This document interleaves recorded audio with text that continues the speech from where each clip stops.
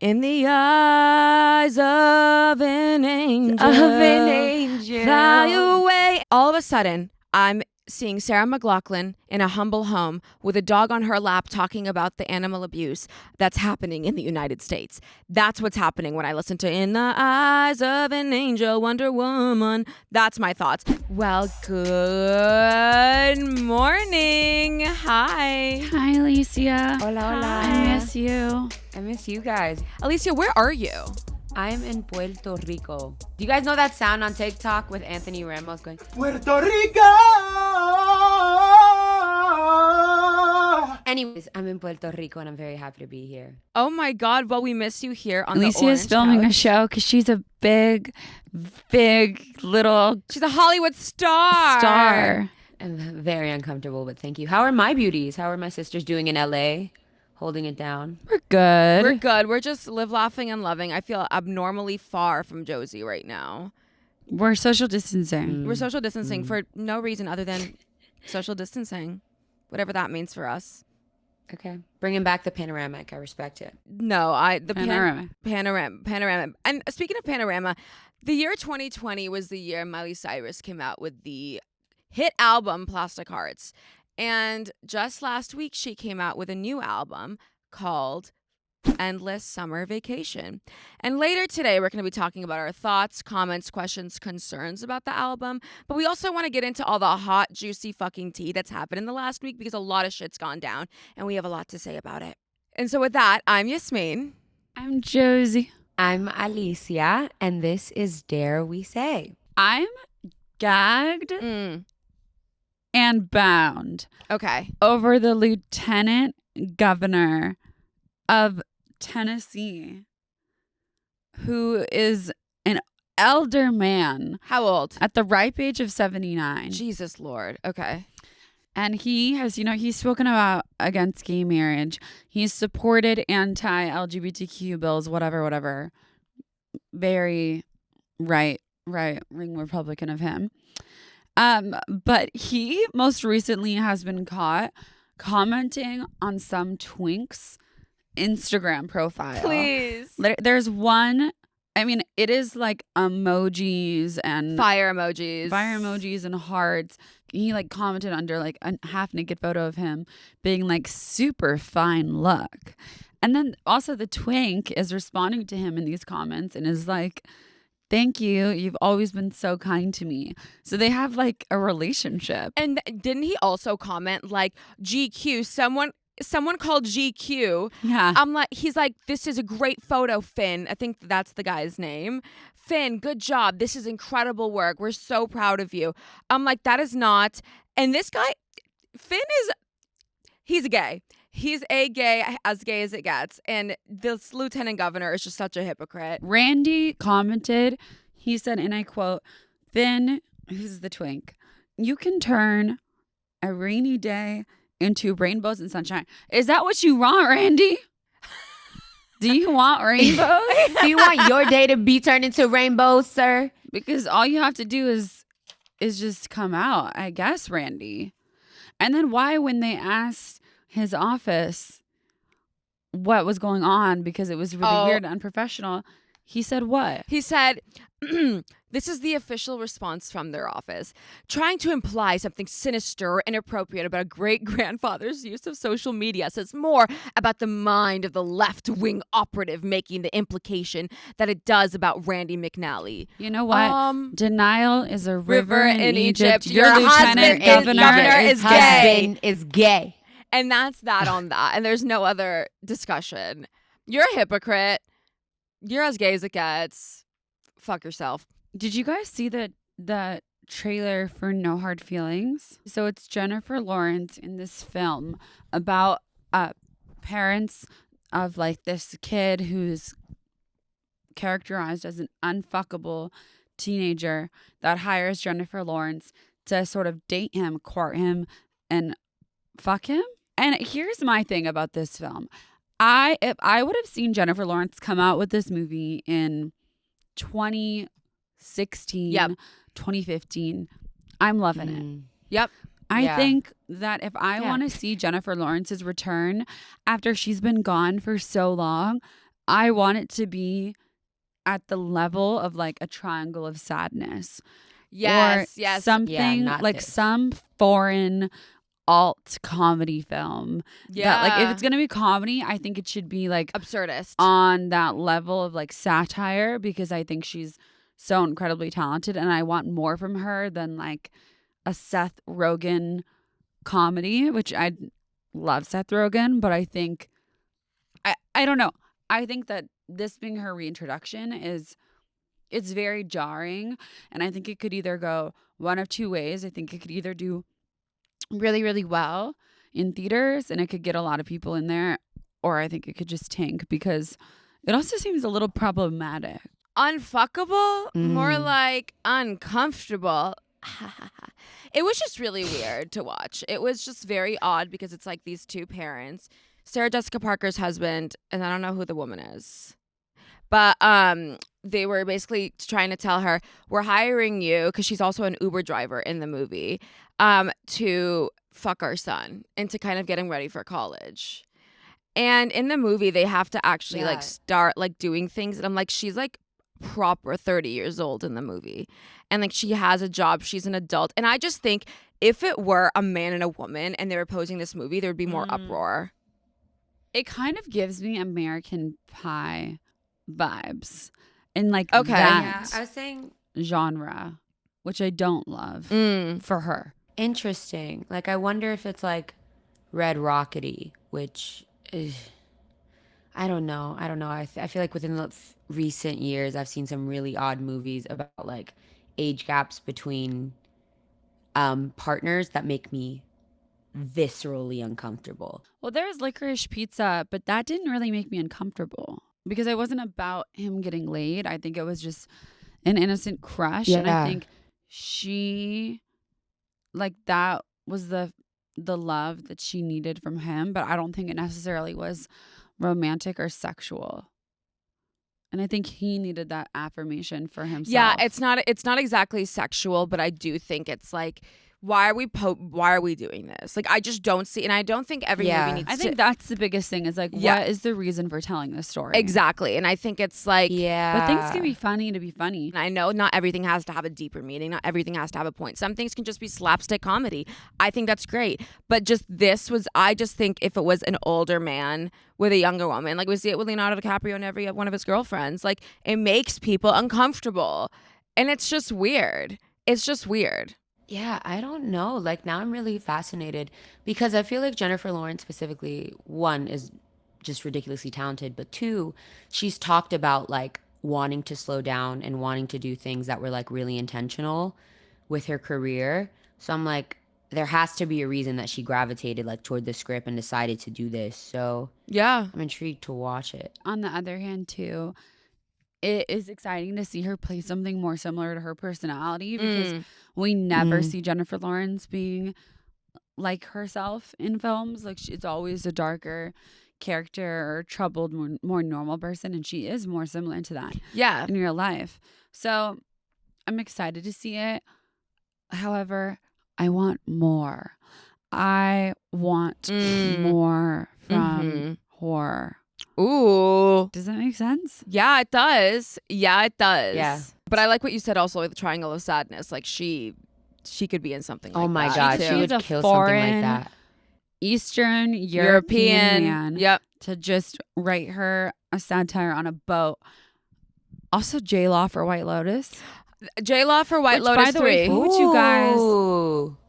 Who Okay. would you guys cast in your dream White Lotus season? Oh. Should we draft our picks? Let's draft our What picks. a good question. I have my number one person. Go on. Who I think, and I'll say for many reasons why. I think she earned her right to be on screen for a significant amount of time. She put her back into showing everything, including her bare back. And also she just has like an incredible personality. So I think Pamela Anderson most definitely needs to be in the next season. 100%. Of White Lotus. 100%. Her doc, absolutely. Yes, Pamela Anderson for White Lotus season 3. Okay. Who else? Who are you?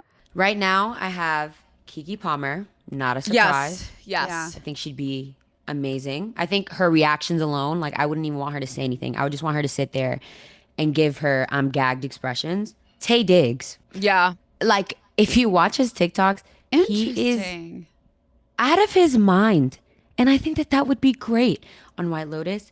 And my last draft as of now, I'm still working on it, is Lakeith Steinfeld. I was thinking that too. I think love Lakeith to be Lakeith like the dark, on mysterious. Lakeith on a remote island with the most eccentric ass It would be with people his wife. like Kiki and Tay Diggs. It'd I be so good. You know who'd also be good? Terry Crews. I see Terry Crews also. Right? Wouldn't Terry Crews would Terry eat. Crews and like kind of similar to his white chicks. Insane. Like Terry Crews, but he's like he fetishizes drag queens secretly on the side, Yes, even though he has yes. a devout Christian wife played by Sherry Shepherd. Yes, and then That's my pitch for a story. and then another one. We're forgetting a major comedy duo: Rami Youssef and Mo Ahmed, the two Arabs that are just there trying to have a good time, and they wouldn't even make it to the hotel because they wouldn't I'm get past obsessed TSA. with But that. I think they come in later to the whole season because of the whole TSA problem, and they have the actual airport security lead them into the White Lotus hotel, and there's constantly security watching them, and one of them dies. But I think that I don't know. I just know that one of them's gonna die in it. No, they That's would my be pitch. amazing. No, I don't want either of them to die. This is a good cast, guys. I just feel like a two best friend duo kind of having their life. Pamela Anderson is kind of having her Jennifer Coolidge Yeah. little moment from season 1 of trying to find herself after her Yeah. mom dies. And I just feel like also I'll pitch myself and you right now. Alycia Pascual-Peña, Josie Toda, and Yasmine Hamdi for White Lotus season 3. So did you guys know Laura Dern's voice was on White Lotus season 2? No. No. Laura Dern played Michael Imperioli's wife Shut in up. season 2 on the phone. So people are saying that Laura Dern should come back as Jennifer Coolidge's sister. And it should be a prequel. And Jennifer Coolidge should be younger Oh. before she goes to Hawaii and everything. And Laura Dern is her older sister. And you know who could play her mom? Interesting. I don't know if she's old enough. But you know who could? What's her name from Bad Moms? Christine Baranski. If she played Jennifer Coolidge's mom and she was just like abusive and like cunt. Ooh, what about also our producer said this. What if we had like a Zach and Cody running around the hotel? Like two young. As long as it's not actually Cole Sprouse, because haven't you seen Yeah, everything? I'm like afraid of him. His interview on Call Her Daddy was so beyond cringe. Like him smoking a cigarette, being like, "I left her. Your dick's like 1 inch. Relax. Sit down. You're in Riverdale, and that's it." And she's amazing. Oh, Lily Reinhart. Yeah, she seems incredible. Did you watch the whole interview? No, I couldn't Just do it. clips? I watched like a good amount of it, and it made me really sad because of his relationship with his mom. Oh, I didn't. Do tell. I didn't know. I didn't know Talked anything about his mom. I watched a good amount, and it made me very sad and uncomfortable. And if anything, like I understand everybody has their own opinion, but I respected his transparency about his mother with his relationship and how she abuses drugs and has like mental health disorders and how he's had to support members of his family and stuff. And it was very, very enlightening. And I think that it takes courage for anyone to like talk about something that personal. But yeah, I've never seen an episode of Riverdale a day in my life. I don't know much about him nor his ex. But I thought his family dynamic that he was like very openly talking about for the first time was very interesting. That's a hot take. That's a hot take. See, I see. Yeah, Listen, I know. I know.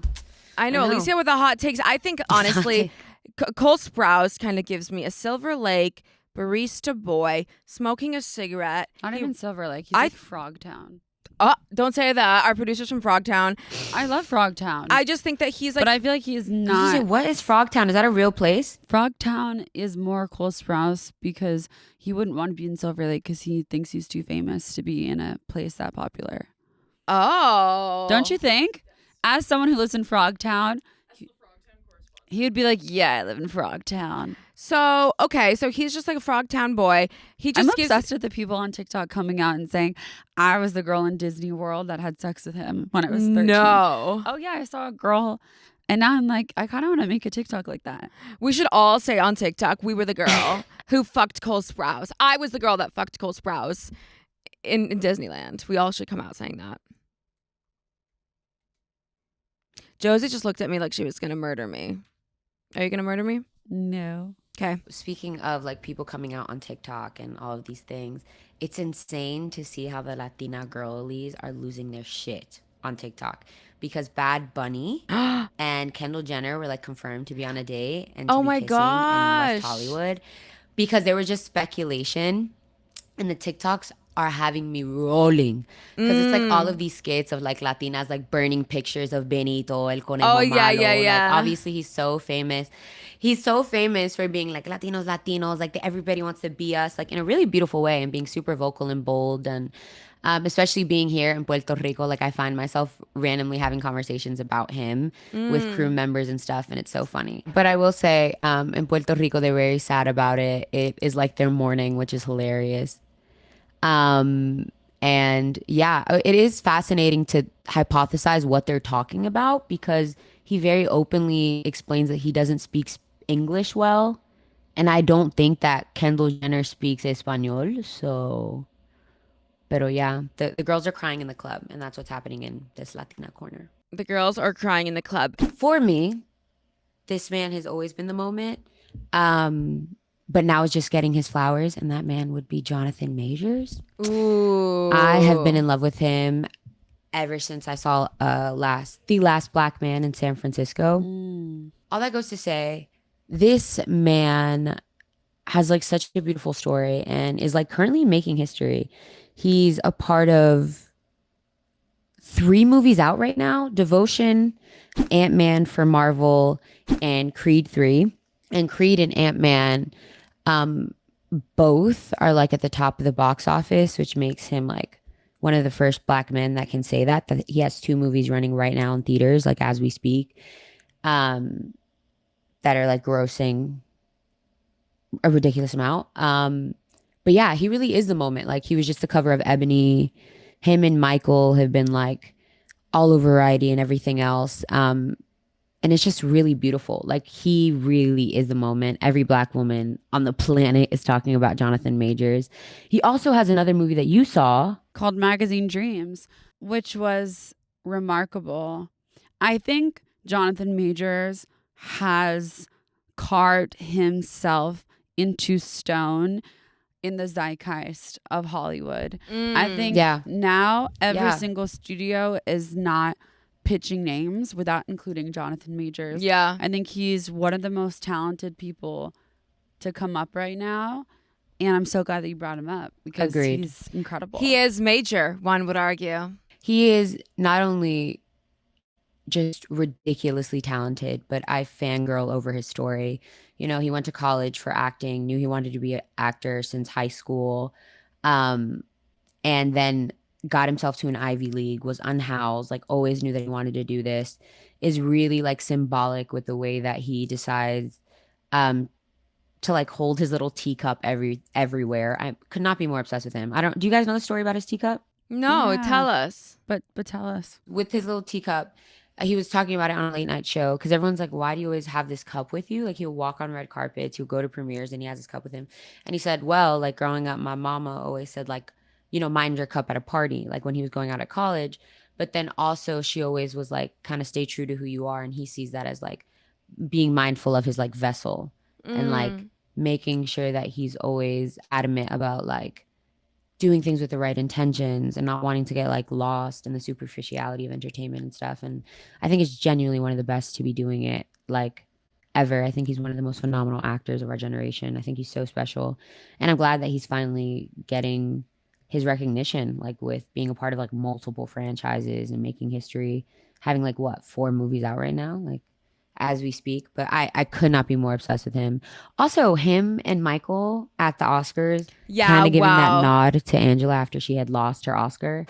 Hey, Auntie, we love you. I thought was really special and just like, you know, the epitome of Black love and like acknowledging, you know, your ancestors in that way. But I love him so much, and the girlies cannot stop talking about him right now. You are not alone in loving him. We love him too. He is the moment, and he is something that's I could see him winning an Oscar in the next couple of years. Next year. Next Oh. year. For sure. Yeah. The one, the only, Miley Cyrus came out with a new album, Endless Summer Vacation. Before we get into it, I just want to gather your thoughts, comments, questions, concerns. How do we feel about the album? I heard this album on a roof, Okay. and I was sitting on my roof. Yep.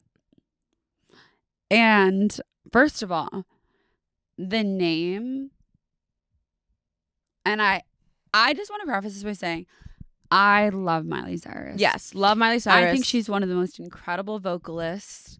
I genuinely do. I think that she's one of the most special artists of our generation. And I mean that. This album did disappoint me. Go. It felt like it was feigning alternative, but at its best existed in the 2012 Miley Cyrus days where she was on the Disney Channel with songs like Jaded. Yeah. I think the best song on the album by far is You. It reminds me of the Lady Gaga song You and I. Yes, it's like a low, like a back, what is it called? A low tempo. A low tempo jazz rendition. Yeah, like a ballad and like a low tempo sort of like rock moment. I think she was at her highest when she was leaning into her rock. I agree. I think I was shocked, confused, and appalled that she didn't lead more into like actual of her rock side. Instead, I feel like it took a lot of weird turns technologically that I didn't necessarily appreciate.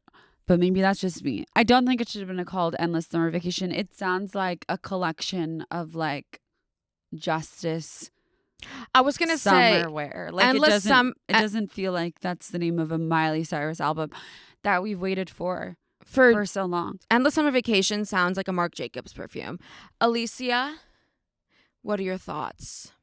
My thoughts. I think Miley is an icon. I think she's great. I'm a fan of her. But I'm going to keep it a whole buck.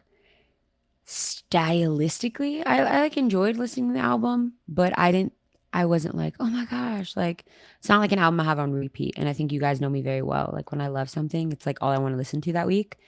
But yeah, I loved her vulnerability.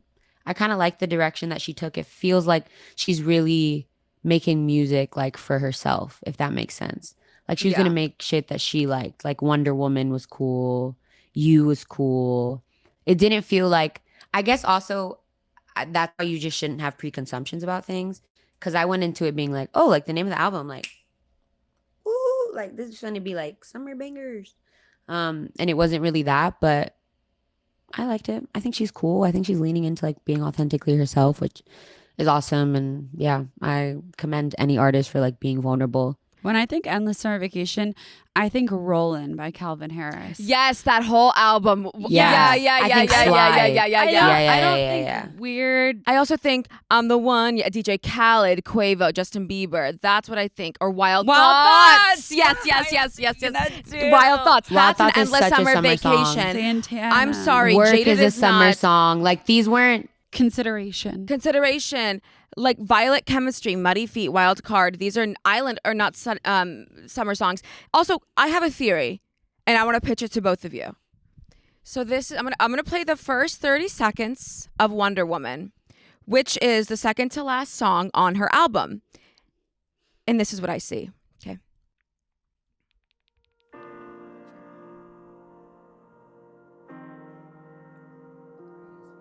She's a Wonder Woman. All right, you heard that? It's really pretty. In the eyes of an angel, fly away. All of a sudden, I'm seeing Sarah McLachlan in a humble home with a dog on her lap talking about the animal abuse that's happening in the United States. That's what's happening when I listen to In the Eyes of an Angel, Wonder Woman. That's my thoughts. And then I just feel like the whole album they're all the same song, but different beats. Does that make sense?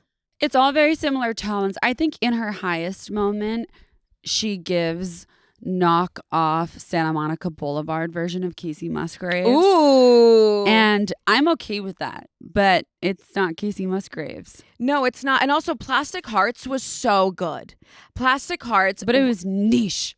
But maybe that's what's great. good about it. I because agree it was with you. Specific and because it had intention and because it had identity. It had identity. Whereas this feels a little non-specific. It's very Walmart art pop of Lady Gaga. It's very much like she had Brandi Carlile and Sia on it. Last time she had Joan Jett. She had Stevie Nicks. She had Billy Joel. But there's someone that I want to call that is a really big Miley Cyrus fan.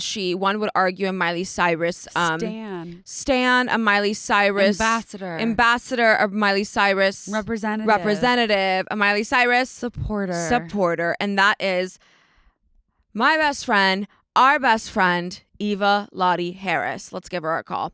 She is all the way in London, England. Well, actually, she's in Essex, but we don't talk about that. So here we have the one, the only, the Miley Cyrus ambassador of the United Kingdom, and that is Eva Lottie Harris. Eva Lottie Harris. Hi. Hi, everyone. Eva, we thought of you right away to give us your thoughts, comments, questions, concerns on the Miss Endless Summer Vacation Marc Jacobs Off-Brand Perfume album. What are your thoughts about Miley Cyrus's new album, Eva? I am completely in love, obsessed. I genuinely believe that Miley Cyrus can do no wrong. Okay. In my eyes, she can't anyway. And however, I do still think that Plastic Hearts is her best album, and I'm standing by that.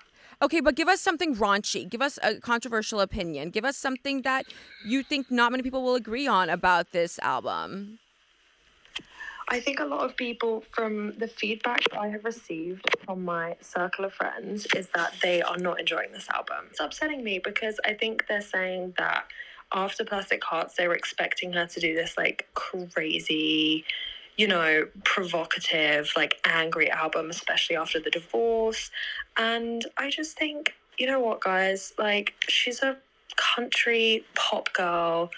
And that is her roots, even though we all know she shines best in the rock genre.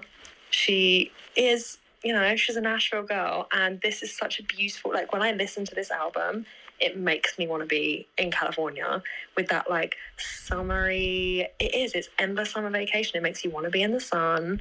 The music is great. It's relaxing. It's nothing, like none of it is too, I just think everyone needs to lay off. I think you would hate my take, which was I said at her highest points it was off-brand Casey Musgraves. But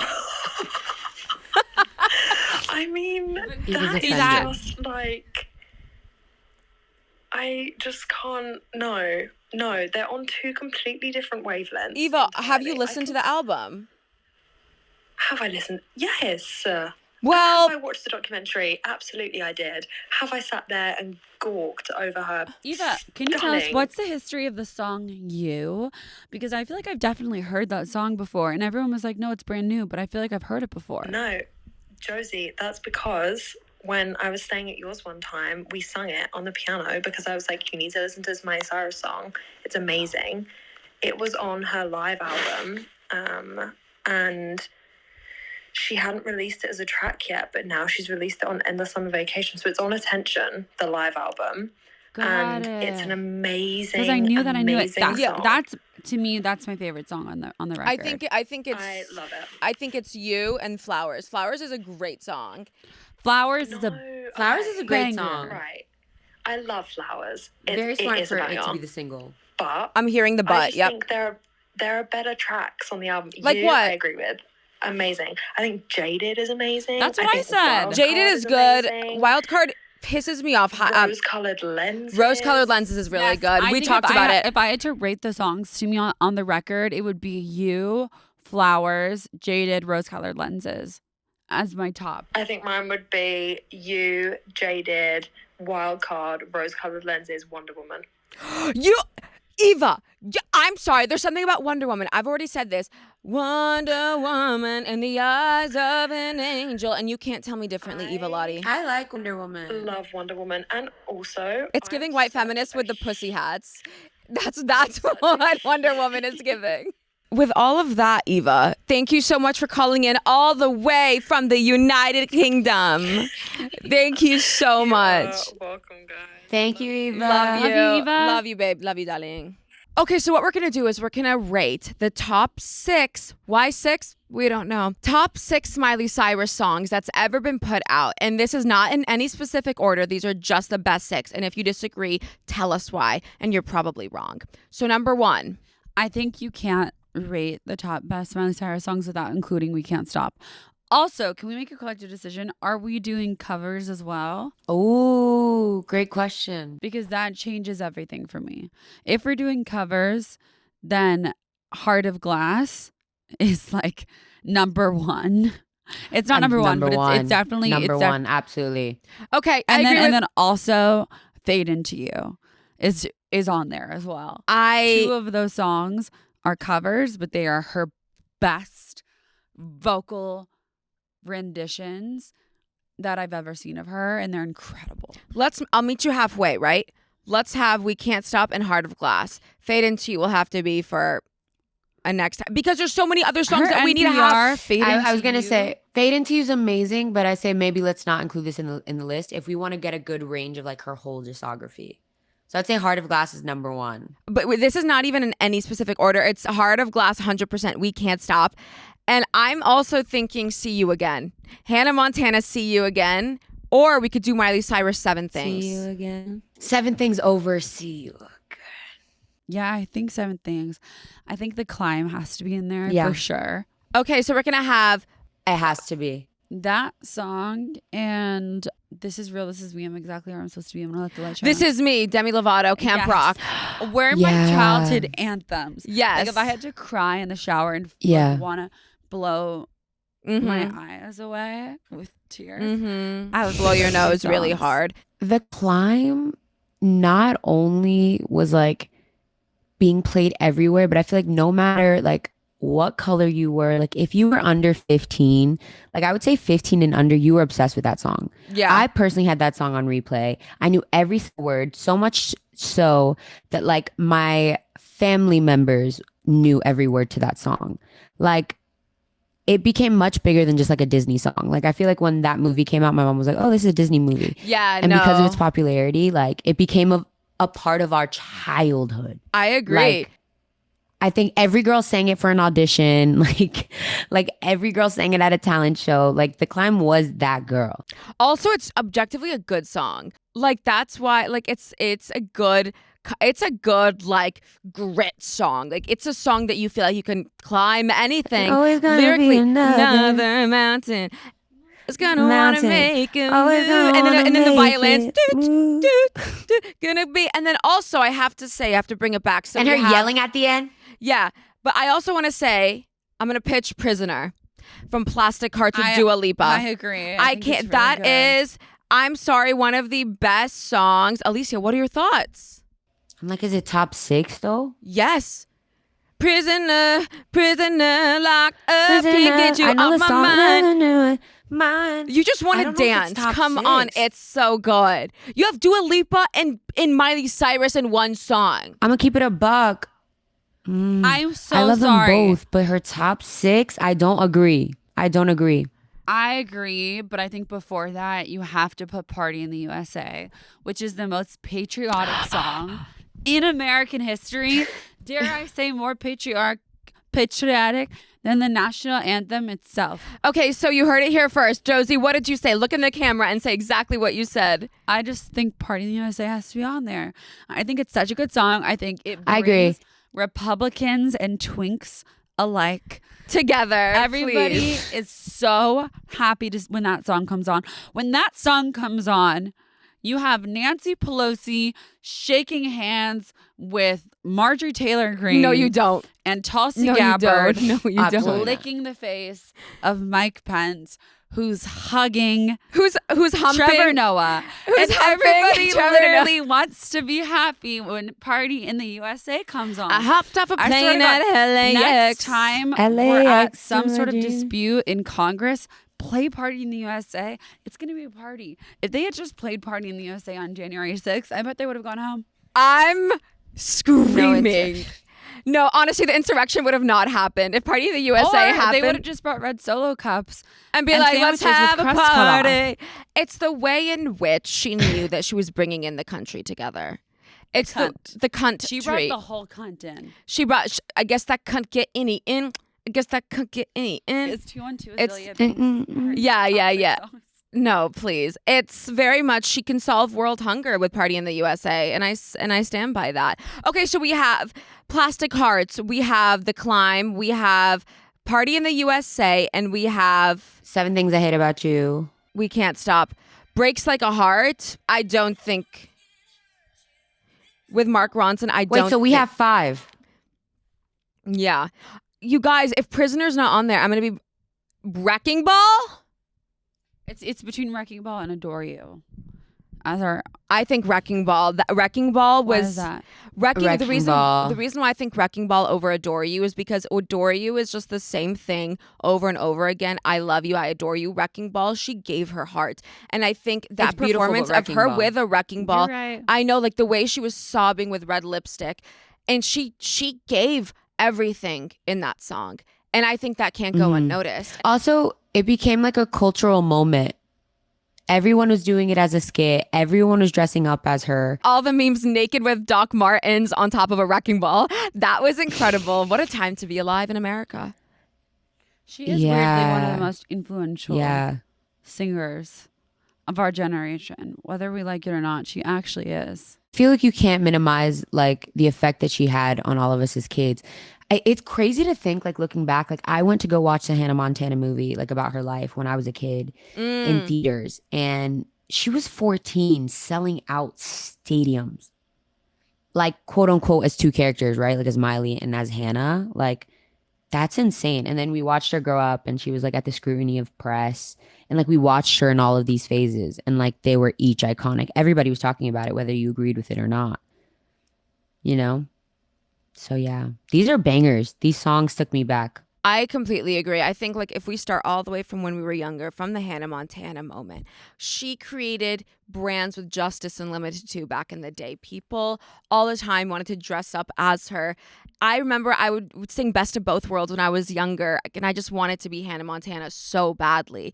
And then she started doing the last song where she met her ex-husband, and that movie was one of the saddest movies ever, and she gave in that performance too. And then she started singing, and she has her own foundation for LGBTQ youth, Happy Hippie. She does so many good things. She's outspoken about shit, and she's genuinely such a brave woman. And can I say she's my favorite type of nepotism baby?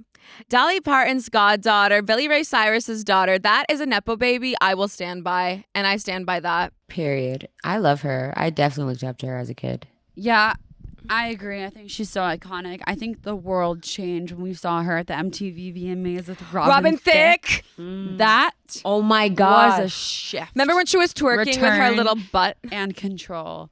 It was crazy. She was gyrating on him. That With the was- foam finger when she was fucking herself with I a foam think that- finger? They changed all of us forever. We're not the same because of it. Bangers? So regardless of this album being the best one of her discography or one of the best of this year, she remains one of the most influential, Yep. talented vocalists of our generation. And this album that may have not hit the highest highs that we thought it was going to surely doesn't change that. So, with all that said, we have come to the conclusion that the top 6 Miley Cyrus songs ever are We Can't Stop, Heart of Glass, The Climb, Party in the USA, Wrecking Ball, and Prisoner. Let us know what you think.